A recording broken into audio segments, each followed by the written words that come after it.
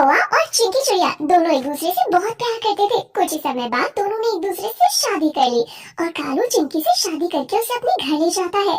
2 दिन तक घर में सब कुछ अच्छे से चल रहा होता है।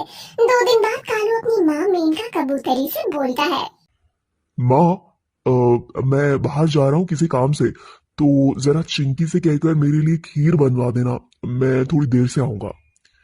अरे अभी शादी को तेरे 2 दिन नहीं हुए और तू बाहर जा रहा है? ऐसा कौन सा काम आ गया तुझे? कहाँ जा रहा है ये तो बता। क्या काम है और ये भी बता दे।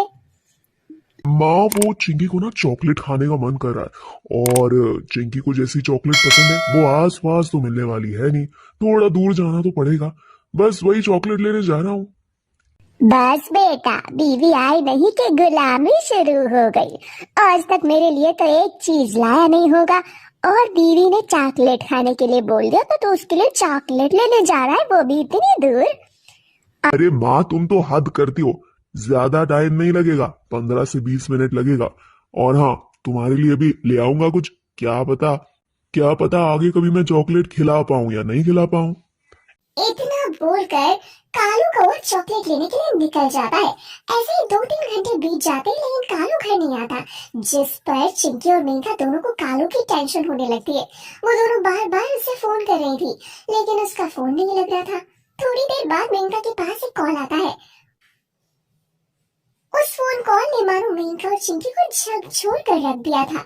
खबर ये थी कि एक एक्सीडेंट में कालू की डेथ हो गई है और थोड़ी देर बाद कालू की डेड बॉडी घर पर आने वाली है। ये खबर सुनकर दोनों के पैरों तले जमीन खिसक जाती है। ऐसे ही कुछ दिन बीत जाते हैं। शादी के 2 दिन बाद ही चिंकी विधवा हो चुकी थी और एक दिन मेनका की बहन विमला कबूतरी मेनका का हाल चाल लेने घर आती है और कहती है, अरे मेनका, तेरे सर पर तो दुखों का पहाड़ टूट चुका है। बहुत दुख हुआ मुझे अपने बेटे कालू के बारे में ये सब सुनकर।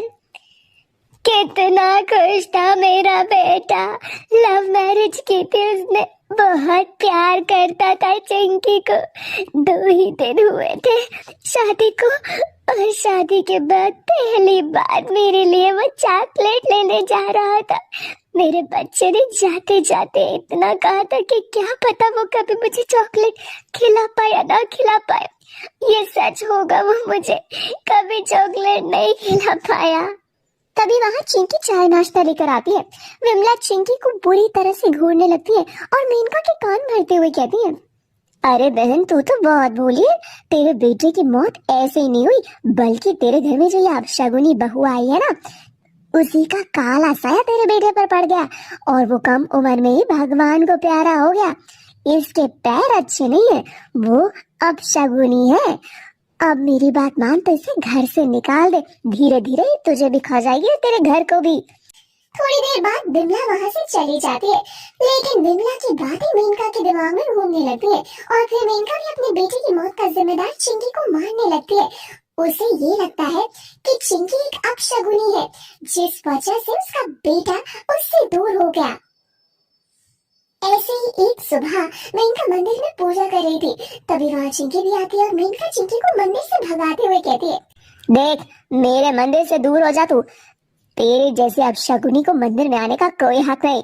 जब से मेरे घर में आई तब से कुछ भी अच्छा नहीं हुआ। तेरे पास 1 हफ्ते का समय है, 1 हफ्ते के अंदर मेरा घर खाली कर और निकल यहाँ से।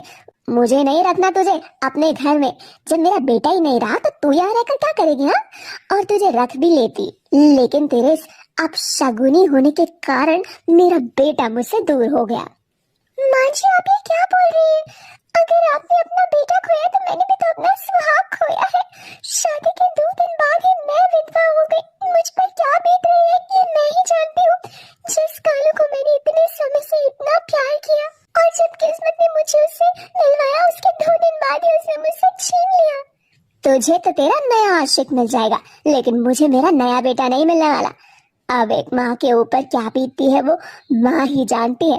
तेरा क्या है, तू तो दूसरी शादी कर लेगी, अपनी जिंदगी को आगे बढ़ा लेगी और क्या पता तू अपशगुनी होने की वजह से किसी और को भी खा जाए।